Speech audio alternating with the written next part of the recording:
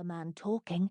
She knew that if she did, she would see the eyes of the demon, orange and glowing. Terror assaulted the child's senses. She could feel evil surrounding her, smell it and taste it, and if she dared to look, she knew she would be blinded by it. The man the child believed to be the devil himself returned to the shadows just as the other man lunged at her father and gave him a hard shove. "With your throat slit, you'll not be making speeches," he said with a harsh laugh. Her papa fell to his knees and was struggling to stand when a knife appeared in the attacker's hands.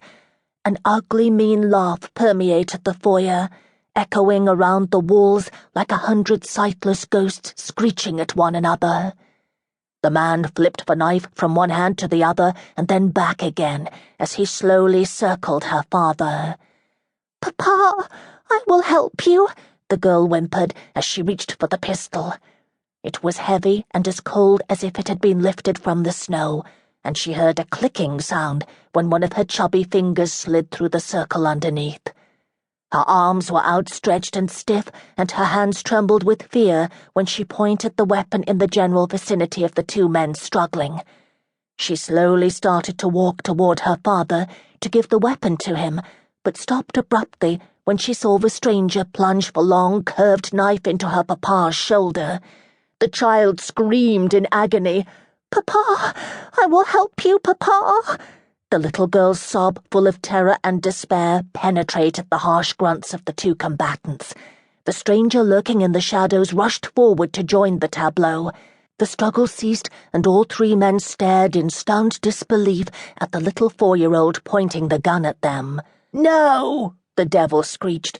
He wasn't laughing any more. "Run, Caroline! Run, baby, run!" The warning came too late. The child tripped over the hem of her gown as she rushed toward her father. She instinctively grasped the trigger of the pistol when she fell, and then closed her eyes against the explosion that reverberated as obscenely as the demon's laughter throughout the foyer. The little girl opened her eyes and saw what she had done, and then she saw nothing more. Chapter 1. England, 1802.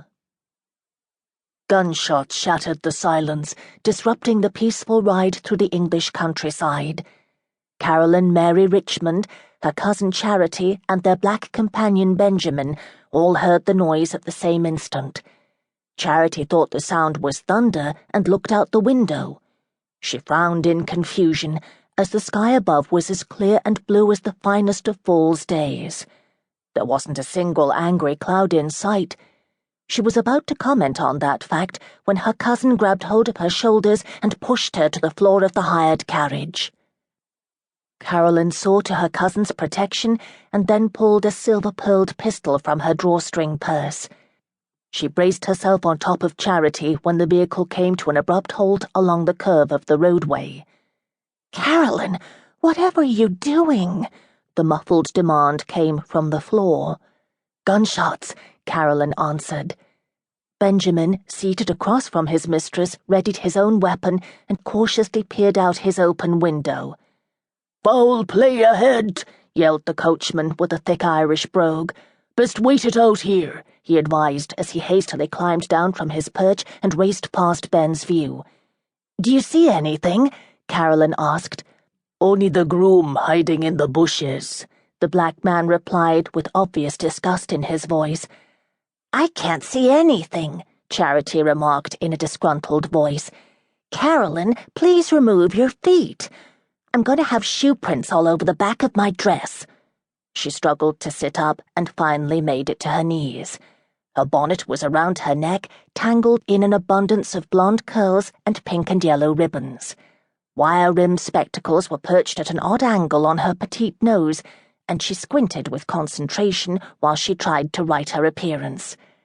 "Honestly, Caroline, I do wish you wouldn't be so vigorous in your need to protect me," she stated in a rush. "Oh, Lord, I've lost one of my glasses," she added with a moan. "It's probably down my gown somewhere. Do you think they're robbers waylaying some poor traveler?" Caroline concentrated on the last of Charity's remarks.